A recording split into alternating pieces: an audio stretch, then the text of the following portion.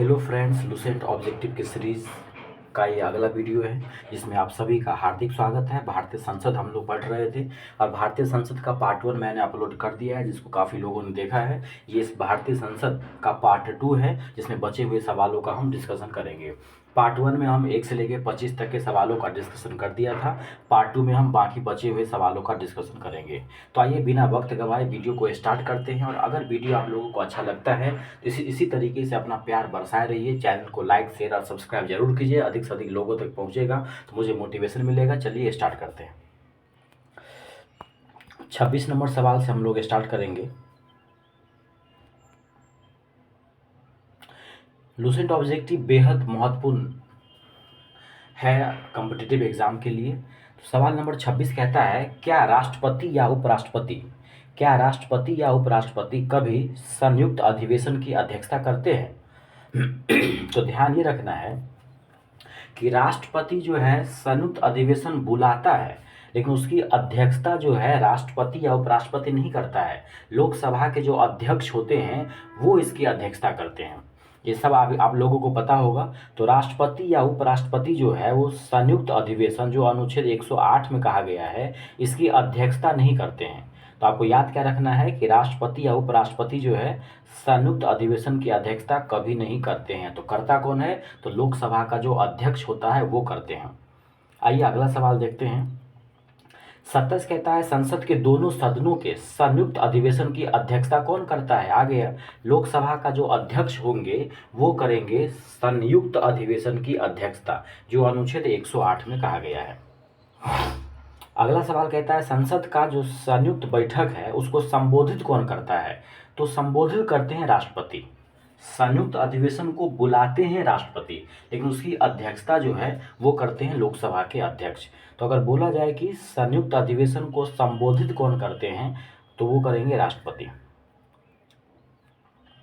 29 number सवाल कहता है कि भारत की संसद दोनों सदनों की संयुक्त बैठकें किस लिए आयोजित करती है?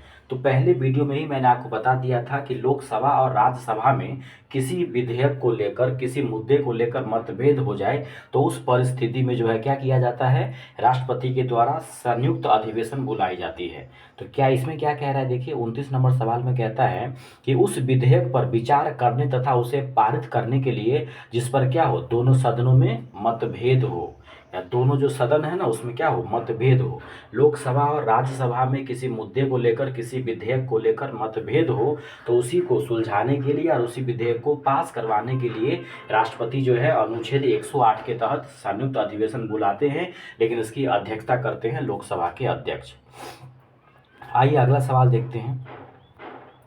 सवाल नंबर 30 कहता है, संसद के संयुक्त अधिवेशन में विधेयक पारित होता है। कौन सा विधेयक?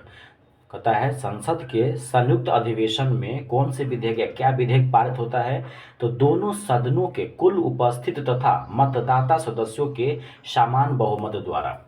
दोनों सदनों के कुल उपस्थित सदस्य तथा जो मतदान करने वाले सदस्य हैं उनके समान बहुमत द्वारा वो विधेयक पास हो जाता है। 31 नंबर सवाल कहता है, 31 नंबर सवाल कहता है, संविधान संशोधन प्रस्ताव के संबंध में दोनों सदनों में मतभेद होने की स्थिति में क्या होगा? तो दोनों सदनों में मतभेद होगा तो क्या होगा, प्रस्ताव गिर जाएगा। सिंपल सी बात है। संविधान संशोधन प्रस्ताव अगर आ गया है उस स्थिति में दोनों सदनों में मतभेद हो जाए तो क्या हो जाएगा, प्रस्ताव गिर जाएगा, पास नहीं हो पाएगा। संसद की कार्यवाही सूची में प्रथम विषय क्या होता है? संसद का जब कार्यकाल स्टार्ट होता है तो सबसे पहले क्या होता है, प्रश्नकाल होता है, जो पहले 12 से 1 बजे तक था। अब आप बताएंगे कमेंट बॉक्स में कि अब कहां से कहां तक हो गया है। तो संसद की जो कार्यवाही सूची होता है उसमें प्रथम विषय क्या होता है? तो उसमें प्रथम विषय जो है वो प्रश्नकाल को रखा जाता है। अगला कहता है 33 की कौन सी प्रथा है जो संसदीय प्रणाली को भारत की देन है? तो शून्यकाल जो है वो भारत की मीडिया ने दिया है संसद को। शून्यकाल जो है ना वो हमने कहीं से लिया नहीं है, ये भारत की मीडिया की ही देन है। तो वही कहा जा रहा है कि कौन सी ऐसी प्रथा है जो संसदीय प्रणाली को किसने दिया है, भारत ने दिया है। तो जो शून्यकाल है ना, शून्यकाल जो है ये शून्यकाल भारत ने दिया है। सवाल नंबर 34 देखते हैं।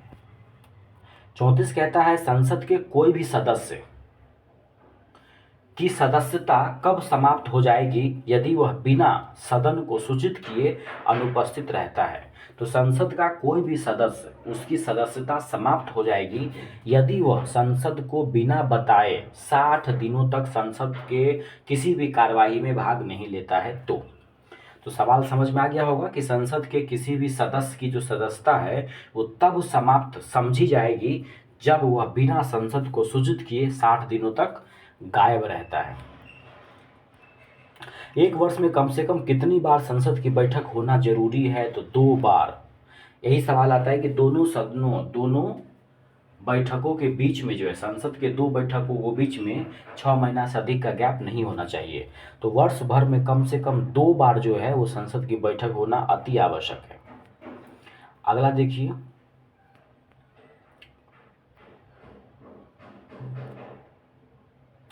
इसको ध्यान से समझने की जरूरत है। देखिए, भारत की संसद है, उसमें लोकसभा होते हैं और राज्यसभा होते हैं। तो भारत की संसद में क्या होंगे? राज्यसभा और लोकसभा। राज्यसभा में 250 सदस्य होते हैं, जिसमें 12 को नामित किया जाता है, 238 विभिन्न राज्यों और केंद्र शासित प्रदेशों से चुने जाते हैं। दोबारा समझिए, राज्यसभा में 250 सदस्य हो सकते हैं अधिकतम, जिसमें 12 को तो राष्ट्रपति मनोनीत करते हैं, जो अलग अलग विषय के महारथी होते हैं। अब बचे 238 जो होते हैं वो राज्यसभा और बाकी जो यूटी होते हैं उससे होते हैं, विभिन्न राज्यों के और जो केंद्र शासित प्रदेश हैं वहाँ से आते हैं। अब लोकसभा की बात कह रहे हैं, लोकसभा में अधिकतम 552 हो सकते हैं। 2 एंग्लो था, उसको हटा दिया गया, तब तो अधिकतम 550 ही हो सकते हैं। तो पहले वाला सवाल है, तो अधिकतम जो है 552 होंगे। लोकसभा में अधिकतम 552 होगा, जिसमें 530 जो है वो क्या होगा? 530 जो है वो तो राज्य से होंगे, और बाकी जो बचते हैं इधर एक्स जो है वो कितना होगा और वो कहाँ से होगा, ये आपको बताने की जरूरत है। तो 530 जो है अधीनस्थ राज्यों के प्रतिनिधि होंगे, और 2 जो एंग्लो इंडियन वाला मामला था वो तो होगा है नहीं। अब बाकी जो बचते हैं, बाकी जो 20 बचते हैं वो कहाँ से हो जाएंगे? यूटी से हो जाएंगे, केंद्र शासित प्रदेशों से हो जाएंगे। ठीक है, इसमें जो है 2 एंग्लो इंडियन को नामित किया जाता था, लेकिन अब वो भी खत्म हो गया है। तो 530 इधर होते हैं राज्यों से, और बाकी 20 हो जाते हैं किससे? केंद्र शासित प्रदेशों से हो जाते हैं। तो इस एक्स का वैल्यू कितना हो जाएगा? 20 हो जाएगा। संघ राज्य क्षेत्र के 20 जो हो जाएंगे क्या? अनधिक प्रतिनिधि हो जाएंगे। 36 के बाद देखिए सवाल नंबर 37 क्या कहता है? 37 कहता है भारत के संविधान में निम्नलिखित में से क्या कथित है? तो भारत के संविधान में क्या कहा गया है कि राष्ट्रपति संसद के किसी भी सदन का सदस्य नहीं होगा? गलत, ये तो बात गलत है। तो संसद राष्ट्रपति और 2 सदनों से मिलकर बनेगी, ये बात सही है। संसद जो है वो राष्ट्रपति और दोनों सदनों से मिलकर बनेगी ना। अरे भैया, आपने पढ़ा होगा ना कि जो संसद होती है वो लोकसभा, राज्यसभा और राष्ट्रपति से मिलकर बनती है। इसका मतलब क्या हुआ कि राष्ट्रपति जो है संसद का अंग है, राष्ट्रपति संसद का अंग है ना। लेकिन यहाँ पे क्या कह रहा है कि राष्ट्रपति संसद के किसी भी सदन का सदस्य नहीं होता है, तो ये गलत हो जाएगा। संसद जो है राष्ट्रपति और 2 सदनों से मिलकर बनेगी, ये बात सही है। तो केवल 2 इसका जो है क्या हो जाएगा? सही आंसर हो जाएगा। 38 क्या कहता है? निम्नलिखित विधेयकों में से किसका एक भारतीय संसद के दोनों सदनों द्वारा अलग अलग विशेष बहुमत से पारित होना आवश्यक है? तो जो संविधान संशोधन विधेयक होता है ना, संविधान संशोधन का जो विधेयक होता है, जो 368 में आपने पढ़ा होगा, 368 दक्षिण अफ्रीका से लिया गया है संविधान संशोधन की प्रक्रिया। तो ये जो कोई विधेयक ऐसा है संविधान संशोधन वाला, तो उसमें दोनों सदनों द्वारा अलग अलग विशेष बहुमत से पास होना जरूरी है, नहीं तो क्या हो जाएगा? वो प्रस्ताव गिर जाएगा। संसदों के वेतन का निर्णय कौन करता है? जो सांसद होते हैं, संसद के सदस्य को बोलते हैं सांसद। तो जो सांसद होते हैं उसके वेतन का निर्णय कौन करेंगे? संसद करते हैं। सांसदों के, सांसद बोले तो संसद में जो लोग होते हैं, लोकसभा राज्यसभा के लोग सब, तो सांसदों के वेतन का निर्णय संसद करते हैं। सवाल नंबर देखिए 40 क्या कह रहा है? 40 कहता है संसद के कुल सदस्यों का कितना भाग वैधानिक चैम्बर की मीटिंग बुलाने के लिए आवश्यक गणपूर्ति कोरम होता है? तो गणपूर्ति या कोरम जो है इसको रख लीजिए 1/10 होता है। संसद के कुल सदस्यों का कितना भाग वैधानिक चैम्बर की मीटिंग बुलाने के लिए आवश्यक होता है? 1/10 होगा तभी वो मीटिंग स्टार्ट होगी। 1/10। आगे है, संसदीय प्रणाली वाली सरकार को अन्य किस नाम से जाना जाता है? संघीय सरकार। जहाँ पे संसदीय प्रणाली वाली सरकार है उसी को संघीय सरकार कहा जाता है। संसदीय प्रणाली वाली सरकार को क्या बोलते हैं? संघीय सरकार। 42 कहता है, भारतीय राजनीतिक व्यवस्था में कार्यपालिका किसके अधीन रहकर काम करती है? तो कार्यपालिका जो है हमेशा और हमेशा न्यायपालिका के अंदर रह के काम करती है। भारतीय राजनीतिक व्यवस्था में जो कार्यपालिका है वो न्यायपालिका के अंदर रहकर ही काम करती है। ये बहुत ही इंपॉर्टेंट सवाल है, ध्यान रखिएगा। त्रिशंकु जो कह रहा है, यानी कि संविधान लागू होने के बाद सबसे पहले त्रिशंकु संसद जो है, हंग पार्लियामेंट का गठन कब किया गया था? 1989 में। ये सवाल कई बार पूछा भी गया है कि त्रिशंकु संसद का गठन कब किया गया था? तो त्रिशंकु संसद का गठन जो है 1989 में किया गया था। संविधान लागू होने के बाद सबसे पहले त्रिशंकु संसद का गठन हुआ था कब? 1989 ईस्वी में। अस्थायी संसद भारत में कब तक अस्तित्व में रही थी? अस्थायी संसद जो है वो भारत में कब तक अस्तित्व में रही थी? तो जब तक नए राष्ट्रपति न बन गए हो, प्रधानमंत्री। 17 अप्रैल 1952 ईस्वी तक।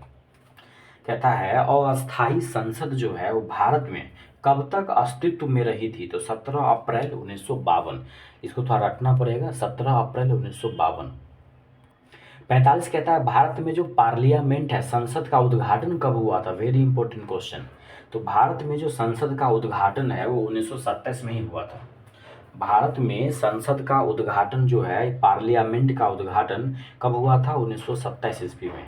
सवाल नंबर 46 है, संसद के दोनों सदनों का सत्रावसान कौन करता है? सत्र का अगुवाई शुरुआत कौन करता है? तो राष्ट्रपति करता है, लेकिन उसका अध्यक्षता कौन करेगा? तो लोकसभा के अध्यक्ष।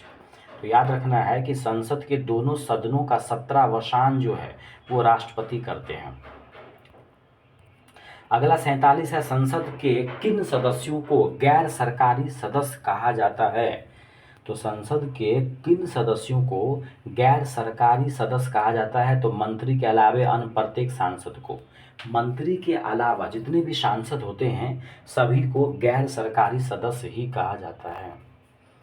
48 कहता है, भारत सरकार के नियमानुसार संसद का एक सदस्य अपने क्षेत्र के विकासात्मक कार्यों के लिए कितनी राशि खर्च कर सकता है? तो 5 करोड़।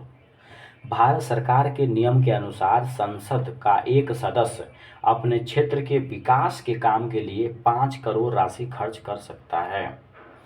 49 कहता है, किसी भी सांसद की अयोग्यता के संदर्भ में निर्णय कौन करता है? कोई भी संसद का सदस्य जो है वो योग्य है कि नहीं है, इसका जो है निर्णय करते हैं राष्ट्रपति महोदय।